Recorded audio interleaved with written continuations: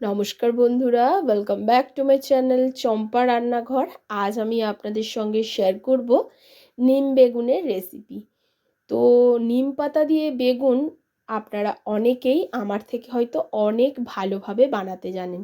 তো আমি বাড়িতে যেভাবে তৈরি করি সেটাই আমি আপনাদের সঙ্গে শেয়ার করছি। বাজার দিয়ে এই নিম পাতা কিনে এনেছি, আর নিম পাতাটা কিন্তু বেশ কচি পাতা, দেখেই যেন লোভ লাগে, খেতে ইচ্ছা করে। শীতের শেষ আর বসন্তের শুরু, এই সময় একটু তিতো টক ডাল, নিম পাতা আলু ভাতে দিয়ে বা নিম বেগুন এইসব খেতে কিন্তু গরম ভাতের সাথে ভীষণই সুন্দর লাগে। তাছাড়া বছরের এই সময় কিন্তু এগুলো খাওয়া খুবই জরুরি। এই সময় অনেক রকম ডিজিজ হয়ে থাকে, তার থেকে আমাদেরকে সুস্থ থাকার জন্যে অবশ্যই একটু নিম পাতা, সজনে ফুল এইসব বছরে একবার কিন্তু একটু খেতে হয়। তো নিম পাতাগুলোকে প্রথমে ডাল সমেত একটু ধুয়ে নিয়েছি, নেওয়ার পরে ঠিক এই রকমভাবে আমি কেটে নেব। নিম পাতার পুষ্টিগুণ বজায় রেখেই আমি আজকে রান্নাটা করে দেখাবো। আর দেখুন বন্ধুরা, নিম পাতাগুলো ছাড়িয়ে নিয়েছি ডাল থেকে। এখন বেগুন নিয়েছি, এখানে এই রকম দুটো বেগুন ব্যবহার করব। আর এই বেগুনগুলো বেশ কচি। নিম বেগুন খেতে গেলে কিন্তু কালো টাইপের বা এই রকম নীল টাইপের বেগুনগুলোই খেতে ভালো লাগে। সাদা টাইপের যে বেগুনগুলো থাকে, সবুজ সাদা, সেই বেগুনে কিন্তু আমার মনে হয় নিম বেগুনটা অতটা সুন্দর হয় না। তো এইভাবে বেগুনগুলোকে আমি ছোট ছোট করে কেটে নিচ্ছি। আপনারা কারা কিভাবে নিম বেগুন রান্না করে থাকেন অবশ্যই কিন্তু আমাকে একবার জানাবেন, বা আমার রান্না আপনাদের কেমন লাগছে অবশ্যই জানাবেন বন্ধুরা। আর দেখুন বন্ধুরা, এই রকমভাবে সমস্ত বেগুনগুলোকে আমি কেটে নিয়ে ফিরে আসব। বেগুনগুলো আমার কাটা একেবারে রেডি হয়ে গেছে, ধুয়েও নিয়েছি। এখন বেগুনগুলোর মধ্যে একটু লবণ আর হলুদ মাখিয়ে রেখে দেবো। হলুদের পরিমাণটা অনেকটাই কম দেবো, আর লবণটা পরিমাণ অনুযায়ী দিয়ে দিচ্ছি। আর আমি লবণ কিন্তু ব্যবহার করব না। প্লিজ প্লিজ বন্ধুরা, আমার এই ছোট্ট চ্যানেলে আপনাদের সাপোর্ট আর সাহায্যের খুবই প্রয়োজন। প্লিজ পাশে থাকবেন আর সাপোর্ট করবেন। আর এখানে দেখুন বন্ধুরা, আমি বেগুনগুলোকে লবণ হলুদ দিয়ে মেখে সাইডে সরিয়ে রাখবো, যাতে বেগুন থেকে জলটা বেরিয়ে যায়, এক্সট্রা জলটা। আর এখন একটা কড়া বসিয়ে নিয়েছি, কড়ার মধ্যে ওই নিম পাতাগুলোকে ধুয়ে জল ঝরিয়ে রেখেছিলাম, সেইগুলোকে শুকনো খোলায় ভেজে নেবো। অনেকে কিন্তু এগুলোকে তেলের মধ্যে মচমচে করে ভাজে, তো আমি শুকনো খোলায় লো ফ্লেমে এগুলোকে ভাজবো, যাতে এই নিম পাতার কালারটা কালো না হয়ে যায়, একদম সবুজ থাকে। সেইভাবেই কিন্তু যদি আপনি গ্যাসের ফ্লেমটাকে একদম লো ফ্লেমে রেখে আস্তে আস্তে একটু সময় নিয়ে ভাজেন, তাহলে দেখবেন নিম পাতার পুষ্টিগুণও বজায় থাকে, আর নিম পাতাটা কালো হয়ে যায় না, সবুজ থাকে। এইবারে দেখুন, খুব ভালো করে নাড়াচাড়া করে একটু মচমচে করে নিম পাতাগুলোকে ভেজে নিচ্ছি। মাথায় রাখবেন বন্ধুরা, এগুলোটাকে লো ফ্লেমে ভাজতে হবে, হাই ফ্লেম কিন্তু করবেন না, তাহলে নিম পাতা পুড়ে যাবে, এর পুষ্টিগুণটাও নষ্ট হয়ে যাবে।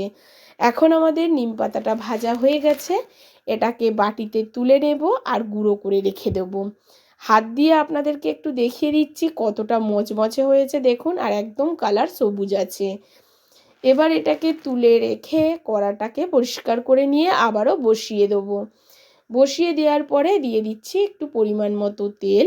খুব বেশি তেল ব্যবহার করব না, কারণ এই বেগুনটা কিন্তু ভাজলে হাই ফ্লেমে তেল ছেড়ে দেয়।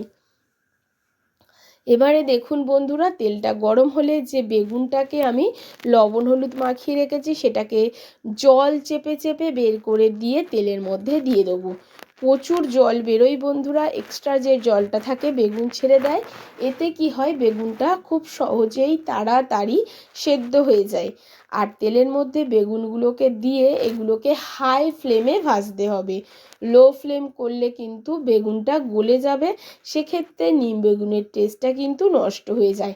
আমি যেভাবে বানাই বা যেভাবে নিম বেগুনটা খেতে পছন্দ করি সেভাবেই আপনাদেরকে দেখাচ্ছি। আপনারা যদি একটু ঘাঁটা ঘাঁটা বা বেগুনটা একটু গলে গেলে আপনাদের বেশি ভালো লাগে, সেক্ষেত্রে আপনারা সেই রকমভাবে রান্না করে খেতে পারেন।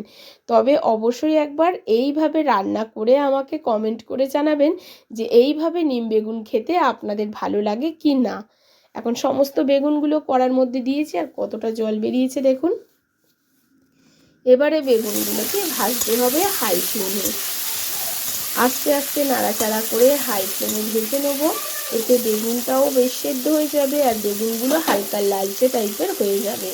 যখন বেগুনগুলোর গায়ে হালকা লালচে রং ধরবে তখনই কিন্তু বুঝবেন যে বেগুনটা আমার ভাজা হয়ে গেছে।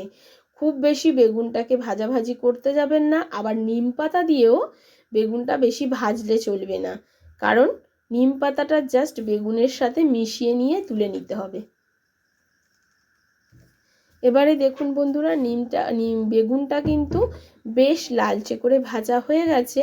এখন একটু নাড়াচাড়া করে দিয়ে এর মধ্যে মিশিয়ে দেব আগে থেকে গুঁড়ো করে রাখা নিম পাতাগুলো। আর নিম পাতাটা দেখুন কত সুন্দর গুঁড়ো হয়েছে, আর কালারটাও কিন্তু বেশ ততটাই সুন্দর আছে, দেখতেই পাচ্ছেন। এবারে গুঁড়ো করা নিম পাতাগুলোকে দিয়ে দেবো। এইভাবে একবার নিম বেগুনটা রান্না করে দেখবেন বন্ধুরা। তবে এই রকমভাবে রান্না করলে কিন্তু তেতোটা একটু বেশি থাকে, কারণ এর পুষ্টিগুণ একদমই নষ্ট হয় না। আর যে নিম পাতাটা ভেজে কালো হয়ে যায় তার কিন্তু পুষ্টিগুণ নষ্ট হয়ে যায়। অনেকে নিম পাতা রোদে দিয়েও একদম মচমচে করে শুকিয়ে নিয়েও খায়। তো আপনাদের যেটা পছন্দ হয় সেটা করতে পারেন। এখন আমাদের নিম বেগুনটা নাড়াচাড়া করে নিয়েছি, আর একদম হয়ে গেছে। একটা প্লেটে তুলে নিচ্ছি, সার্ভ করে নিচ্ছি, আর আপনাদেরকে সামনে দিয়ে দেখিয়ে দেবো যে আমার আজকের এই নিম পাতার রেসিপি আপনাদের কেমন লাগলো। নিম বেগুনের রেসিপি বসন্তের শুরুতে কিন্তু অবশ্যই বাচ্চা থেকে বড় এই রেসিপিটা অবশ্যই বাড়িতে তৈরি করে খাবেন। নমস্কার।